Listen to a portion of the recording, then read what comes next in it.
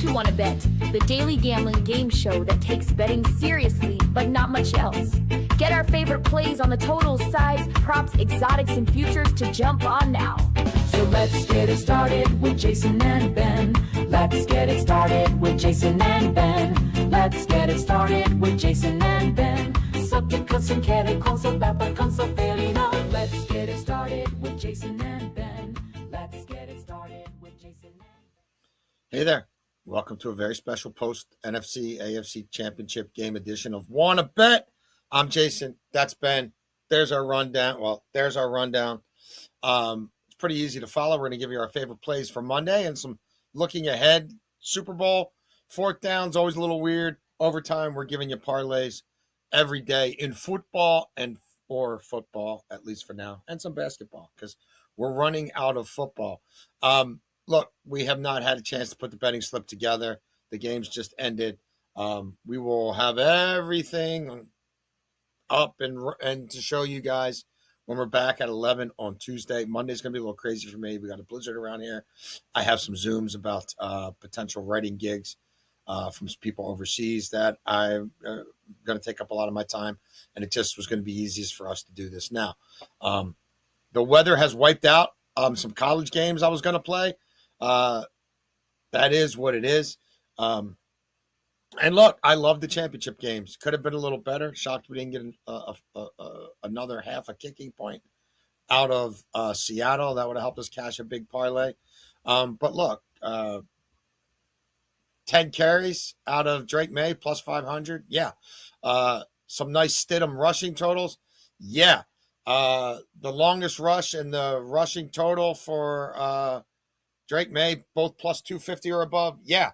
Parkinson, 20 plus long reception and 40 plus for the game. 250, 275. Yeah. Puka, 8 catches and anytime touchdown, plus 250. Yeah. Stafford, 2 touchdowns, over 275 yards, plus 200. Yeah. Again, I wish the kicking stuff would have come through. Kenneth Walker, anytime touchdown. We're all over that. Didn't get the 70 yards. Looked like we were going after one drive, but we didn't. And the Rams obviously did not win. Special teams, Ben and I said it. If they don't lose, they will F something up on special teams. That'll probably be the difference in the game. And it essentially was. We also told you we don't really buy Chris Shula. We think it's Fugazi. Hire him at your own risk. If his name was Chris Mushugana, nobody'd be even talking about him for a head coach job. So there were some obviously issues there, not being able to do anything to mitigate Smith and Jigba, long reception. We did very well today. Bottom line, we'll have all the numbers crunched for you by Tuesday's show. Beltway Ben, anything you'd like to add about the events of today? No, it was a fine night. You had a very good day. I had a fine day. The Rams could have pulled that off, and they were inches away. They were very close.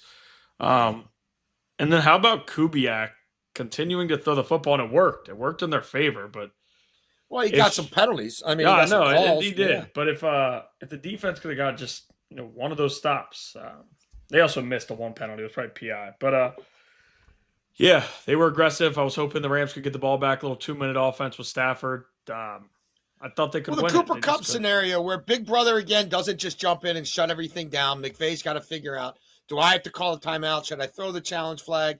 Like I continue to have major issues with the league office and how they insert themselves and when they insert themselves. Right. But obviously, he'd have been better off just throwing the challenge flag right away. I think, in all honesty. Away. But it's and just keep the timeouts. It was just tough, though. I mean, in that spot. But again, man, I would have. I don't know. I would have liked to see him slow it down and look at it, but whatever. We're quick to look at if somebody got out of bounds or not. Oh yeah, spots. Nah, whatever. Snap the football. It's nuts. And look, in the first game, we get the missed field goal by New England in the first half. If that goes through, we hit New England to win both halves. Obviously, it ends up being 7-7 in the first half. Like, New England doesn't cover the 5.5. So, you can't win them all. But we smashed single-game NFL windows around here, and we got one more chance to do it, and we got 2 weeks leading up to it. And Beltway Ben, I already made a couple bets on that game, and I will give them out in double overtime. So I guess without any further ado, Me too. Meaty, can you get over here? I don't think you can. We shall get started. First down, we have not talked any hockey. No sticks and pucks, eh? Who owned the Chiefs? Owns. Again, I wanted to bet our guy Stephen F. Austin. They're postponed. I didn't like the 9.5 on the Morgan Norfolk State game. I thought that's a little too much. I wanted to ride with Norfolk State, but I'm not laying 9.5. So we're going to get back into the hockey markets. I've had this game circled for a while. The Rangers are shite. The Rangers are shite at home. The Rangers have lost 3 straight on the road. Boston on the money line minus 115 at the Rangers. The Rangers haven't a whole lot of time to practice since they came home from a miserable road trip. These teams played each other 3 weeks ago, Ben. Boston beat them 10-2. Maybe the Rangers are motivated.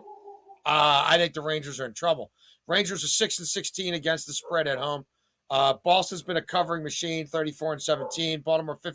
Boston 15-9 against the spread on the road. But we're not going to mess around with the 1.5 on the puck line. We're just going to take the Bees to win the game, minus 115. Looks like value to us. Yeah, first down for me. We're going to play 2 different things here in this Hawks game. We will start here with the Pacers and Hawks over 232.5, minus 110. You got 2 teams who really struggle defensively. Pacers, bottom 8 in the NBA. We talked about them time and time again on the show. It looked like they were improving, at least defensively, not as a team. They traded for that first-round pick back after Halliburton got hurt. They knew what was going to happen this year. But their defense is starting to slip again. Bottom 8, as I said, the Hawks. Bottom 4, they're allowing 121.7 points per game over their last 6 games. That is bottom 4 in the NBA. In their games, we take player props time and time again, which is why here we're going to take a little parlay. Same game parlay, 2 guys from the same team. Pascal Siakam, 20-plus points and 6-plus rebounds. Andrew Nembhard, 6-plus assists. As bad as the Hawks are defensively with scoring, they're allowing more boards than almost anybody else in the NBA over that same time period. Just one team that's allowing more than them. Siakam's strong on the glass. He's also been really going over this number a bunch this season. I know his number's 24.5, and I was going to give that out, but I decided to bring him down to 20, add 6 rebounds, and then play Nembhard 6 assists, which when he's been healthy, he's been able to clear that in a lot of games. The ball is always in his hands. You're dealing with a lot of injuries at the guard position there. He's been on the court. Now, lately, he's been scoring a little bit. I get all that, but he's also been fine getting some assists. He's cleared this in 3 straight. So, Siakam 20-plus, 6-plus rebounds, and Nembhard 6-plus assists, minus 105. And then the Pacers Hawks over 232.5, minus 110. Excellent. Second down for me. I told you guys I was laying low in the Prem. Wasn't going to give anything out in the Prem until I hit a couple bets on my own. I did. And look, I like this Leeds-Everton game in a couple of different ways. Here we're going to go with our guy Dominic Calvert-Lewin, anytime goal, plus 210. Ben, what's he done in his last 4 games that he started on the road for the mighty Leeds United? He scored. They run their attack through him. He's one of the top scorers in the Premiership. Leeds have been in good form. He sees a lot of the ball. If they draw a penalty, he takes it, scores in the box, scores out of the box, scores with his head, actually scores with both feet. I just see a lot of value there against an Everton Toffees side that doesn't do a whole lot for me. We also have another prop we played in this game. Brandon Aronson, an American, to have a goal or an assist for the mighty Leeds United in this match, plus 245. This is hitting 3 of his last 5 games. This kid is in great form. He's feeling it. He's very confident on the ball. He's beating defenders one-on-one. His service from the right wing has been impeccable. He and Calvert-Lewin have a pretty good thing going. The diagonal balls into the box. And he's been finishing. And this kid actually can score outside the 18 as well. I think Leeds can score 2 or 3 goals in this match. And I'm looking at the 2 guys in the best form for them right now, in terms of the attacking third to do the job. That's not a parlay. We're playing them both separately. Right. Second down for me. We're going to play Con Knipple. We're going back to him. We just played him at an alt number the other night. But here we're going to play him over 17.5 points, minus 112. Matchup with the Sixers tomorrow, who are really starting to sputter defensively. Talk about them on this show. If they're going to beat you, they're going to beat you because they score a lot of points. They're dogs here. I think a lot of the public is going to be riding with the Sixers because you hear the name Maxey, you hear the name Embiid, and you want to bet them. But go look at what Charlotte's been doing of late. And the one thing that's kind of sketchy with their player props is anybody on that team could get it going. Brandon Miller scored 20-plus points in like 6 straight. Miles Bridges, we know what he can do. LaMelo Ball, hit or miss. We've missed with him a few times. But here we're going with Con Knipple, who's been under this in 3 of his last 4. But you look prior to that, and you look in the month. He's over in more than half the games this month. He's averaging close to 19 points per game on the season. He's a consistent shooter, been knocking down a lot of threes, can get to the free throw line, can get inside, and he's an efficient scorer. We love taking efficient scorers, especially rookies, because we don't know how many shots rookies are getting. Knipple's got a different impact on that team, though. They love what he does. They find him. They throw him open. And he plays older than his age. He's just 20, but he plays a lot older than that if you watch his game. I do expect him to get to the free throw line a little bit here. I think the Sixers want to play at a high pace as they have all year. A lot of 3-point attempts, which we've seen him do. Last 3 games, he's got 8+ attempts in 2 of those 3 and 6+ or 6 in the other matchup where he didn't go for 8. So I think it'll be a fast-paced game, and Knipple goes over 17.5 points, -112. Excellent. Half time?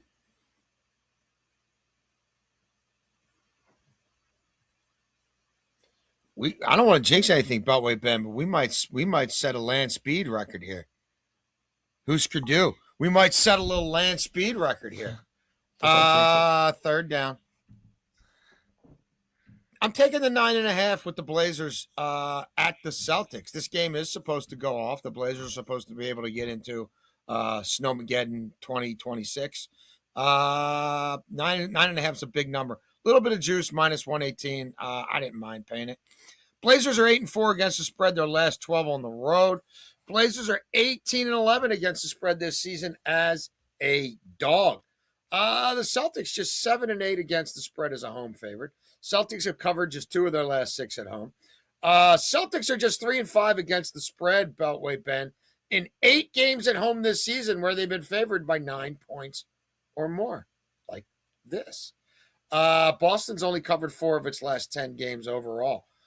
Portland is 5-0 against the spread on the road when they were a dog of between 8 and 11 points. In the Celtics' last 10 games, they have won by double digits just twice. Do you know where the Blazers go after this game, Beltway Ben? They play back-to-back. Not sure. It's about a 5.5-hour ride on the Acela.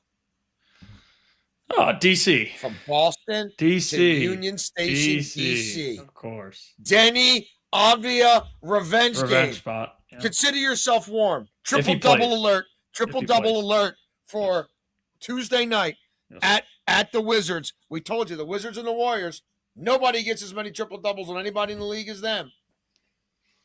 I will be on a Denny triple-double on Tuesday. Consider yourself warm. Yeah, hopefully he plays. He's dealing with a back injury. I don't know what's going on there. But yes, we will be on that if he plays. Third down for me. We're going to go to Josh Giddey over PRAs, over 27.5 points, rebounds, and assists at -110 in a matchup with the Lake Show. Listen, I don't like taking guys coming back from injuries, right? He's played 2 games, and he's playing 24, 25 minutes around that in those 2 games so far. Cleared this in his first game back, had a lot of scoring. And in the second game, had 10 assists, 8 rebounds, but just 6 points. The Lakers are playing no defense. They've been doing it all year. We know how guys can attack them. And if you look at what Giddey's done against the Lakers, he's cleared this in a majority of games against the Lakers since he's been moved to Chicago. We know the success. He hit like a half-court 3-pointer at the buzzer last year. I still remember that game to knock off the Lakers.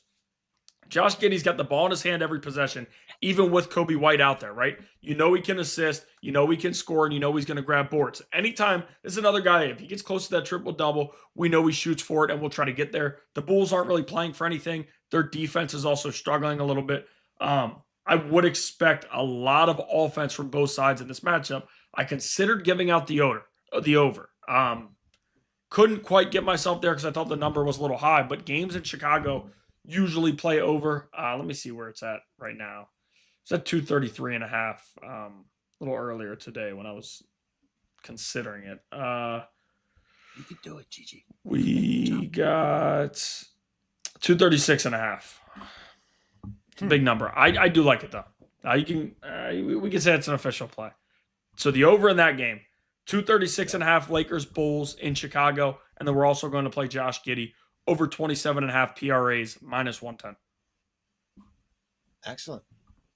Can you believe we haven't done an NHL play in months, and I've got two of them, Beltway Ben? I can't two believe of them it. in the same I game. tried to get myself there, but I couldn't. I'm not going to force anything to people. I wasn't going to force it either, but this one just stood out to me. I don't know. I mean, maybe the Rangers get it going, but they're shite at home. We like the Bees on the first period money line -110. Now, this is tie no bet.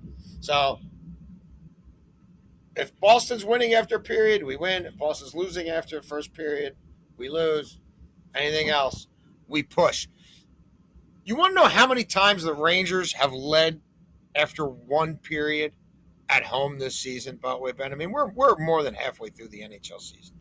The Rangers have led after one period at Madison Square Garden 3 times all season. 3 is the magic number. In this case, it's a low number. They've also led after one stanza just 3 times in their last 10 overall. How about the Bees? Bees have led after one period 6 times in their last 10. The Bees jumped all over these guys early. Now, we might be getting some backup goaltender action here, but I think this is a spot for Boston to take care of business. So I believe that's our first period money line bet ever on the show. Let's hope it goes well. -110. And again, tie no bet. 4th and long is where I'm going to go here. And we're going to play Leonard Williams to record over 0.25 sacks at +151, which I bet here on DraftKings. Leonard Williams, 7 sacks during the regular season. He's got 1 in the playoffs. He got 1 against San Francisco last week. Here this week, today, just a few hours ago, he was not able to come away with a sack. Came close on a few. Matthew Stafford, we just know how efficient he is getting the football out. Smart quarterback there. Drake May has taken 5 sacks in 3 playoff games so far this year. All 3 playoff games, he's taken 5 sacks. I don't know what's going to change here against an aggressive front. We know how Mike McDonald can scheme pressure up, and he's done it with bad guys before in his career. Now he's got this front that's, ferocious. They get to the quarterback, and Leonard Williams has had a pretty successful career getting to the quarterback from the inside. We know how good of a player he is. I do expect here in this spot, he'll cause some havoc, and Drake May likes to step up in the pocket. If that's the case here, Leonard Williams will come away with one. We know how those edge rushers have been doing. I think they're going to get to him. I don't know, 5 times. I was trying to find team sacks. Could not find it the morning of. I'm hoping I find one a little bit later. I think guys are going to get to the quarterback here in this spot. We have 15 Definitely. sacks. Teams won 3 We got a little games, bit of time for this one, Beltway Ben. We do. We got a little bit of time to dig in on this one. We do. But here early on, I just thought +151 is too good of a number to pass on. So give me Leonard Williams over just a quarter of a sack for +151. Excellent. Overtime. Let's go back to the Prem and that Leeds match at Everton. We took Leeds to pull the double here. So Leeds to win or draw and Leeds to score at least 2 goals in the process, +200 at the bet 365. Again, this kicks off, I believe, at 2:30 tomorrow afternoon on the USA Cable Network. Everton are no great shakes at home. They actually have a -1 goal differential at home this season. Everton's won just 1 of their last 5 matches at home. Everton watched Brentford hang 4 on them. Newcastle hung 4 on them. Leeds has produced points in 8 of their last 9 matches. The only stretch in there where they didn't get the points was, again, the bullshit at St. James Park where they played up till 114 minutes and basically just they were going to play until, Newcastle scored a 4th goal in extra time off of a corner or a set piece or something. Look, Everton's a tricky team. I'm not going to lie. They're hard to get a handle on. But they haven't been great at Goodison Park. And I like the way Leeds are attacking, and I don't think they're going to sit back and play this to draw. I think they're going to play with a lead. And then a couple of NFL plays. DraftKings has Seahawks minus 3.5, FanDuel minus 4.5. We played Seattle minus 3.5 at minus 115 on the DraftKings. Bet 365 had yet to populate. Last I checked, right before we jumped on here. Look, they're the better team. They're the far better team. They played the far tougher schedule. Like, they played the far tougher playoff schedule. Yeah, their defense is, look, I know they got shredded a little bit by Stafford. The Stafford McVay thing's different. Stafford's had the special sauce against McDonald. Drake May don't have it. Josh McDaniels don't have it. Seattle can get explosives in special teams. Seattle's defense can score, and Seattle's offense is going to do plenty enough as well. Again, let's just be real about who New England's played. And we also, like Drake May, we played 40 or more rushing yards plus 188. We've been on this pretty much the last 4 or 5 weeks. I think he's going to have to run 10 to 12 times for 60-plus yards and a touchdown for them to keep this game close. And even then, I still don't think they're keeping it all that close. Do you think scripted runs for Henderson and Stevenson are going to work against these guys? It's not working really against anybody. Like, you don't think that they're going to shut down Hunter Henry and Diggs and stop? Get out of here. Butte, get out of here. They should have had May run it in the first half. I mean, like, he still ends up running 10 times. He didn't run it all early in the Baltimore game. Ended up running 10 times. He's now run 10 times or more in like 4 of the last 8 games. The 40 is actually conservative. As these populate more, I'm going to be back on rushing attempts. And we're definitely going to play long rush 20 yards or more. But for now, this is how we got in. Yeah, you just went there. I'll go there as well. Listen, I'm going to play it a certain way here. It's tough for me because when you lose on a guy, you don't love going right back to him. But here, I'm going to do it. So we're playing the Seahawks on the money line and Hunter Henry 40-plus receiving yards at plus 175. Hunter Henry, I just was talking about him. Screwed us today. Screwed us last week. Third time's a charm, hopefully. No, the Seahawks, the one issue that they have, the one issue that they really have is against tight ends. And Jason called it on Parkinson. 2 big plus money cashes. Here, could Hooper catch a pass or two? Maybe. But they don't have that, 3-headed monster that the Rams have, right? It's really Hunter Henry and Hooper, and that's all. And they throw the fullback out there a little bit as well. And then to the Seahawks on the money line. Jason just touched on it. Patriots are frauds. I can't buy anything they have. If this weather doesn't hit the way it did in the second half of that game, I'll be honest with you, I don't know how that one finishes. You can't tell me that they win the game that handily. They knew they could sit on the lead, and that offensive line's bad. We see Will Campbell, a rookie left tackle. Maybe he'll be something in the future. Right now, teams are teeing off against him. I think it's going to happen here again in this spot. Mike McDonald seeks out against bad offensive linemen. I think his defenses will eat in this matchup. We just saw Sam Darnold's offense. Listen, I've been waiting for it to crack. I lost the interception bet we had on him. He showed up today. And again, that was against the Rams defense. But the Patriots defense isn't special. I mean, they've teed off against some bad offenses in this playoff so far. CJ Stroud being a double agent screwed them. The Chargers offensive line is one of the worst things we've seen in the NFL in a while. And then today you had the snow in the second half against a backup quarterback who hadn't played since 2022. So I like the Seahawks on the money line and Hunter Henry, 40-plus receiving yards. One last play for me. Listen, I'm just going to put in a parlay. I like Bethune-Cookman. I didn't get there on the spread. I wanted to get some plus money here on an over, so we threw them in because I don't think they're losing to an Alabama State team that has 3 wins on the year. And Bethune-Cookman is the best team in that conference.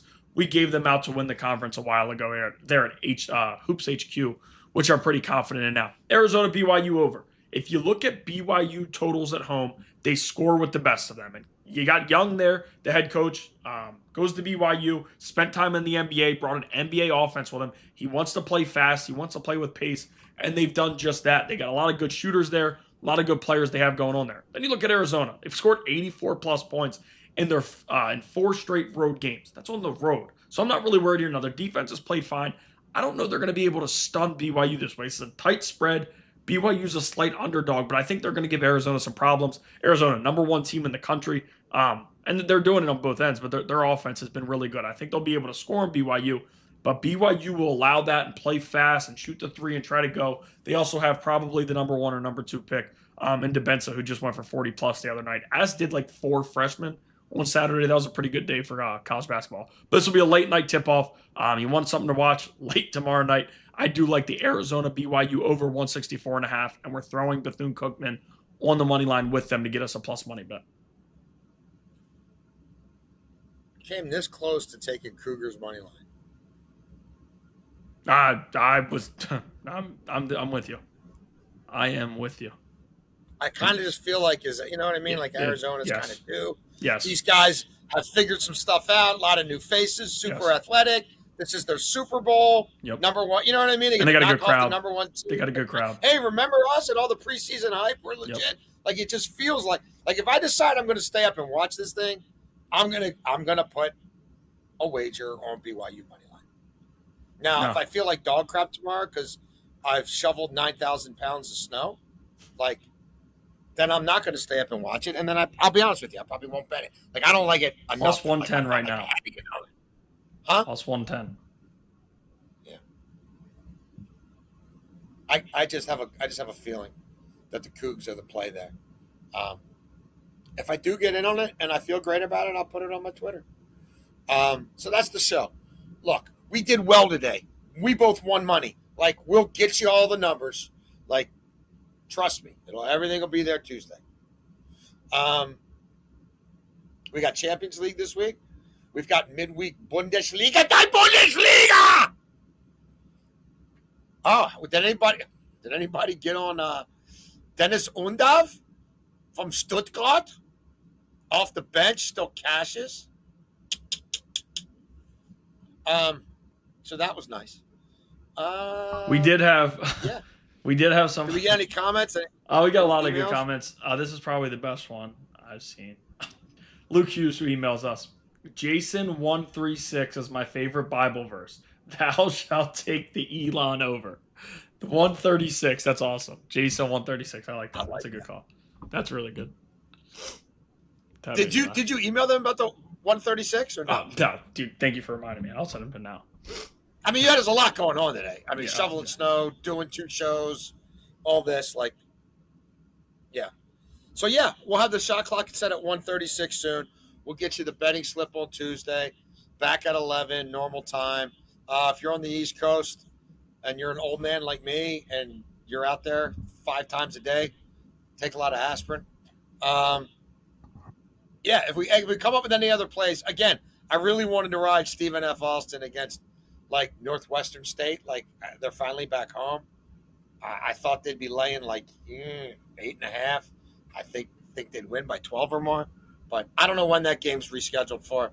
But, again, we got a lot of stuff to get to this week. And we will keep chipping away at that Super Bowl game throughout the next 2 weeks. So you want to bet. We want to bet. Thank you for betting with us. We will see you Tuesday, 11 Eastern.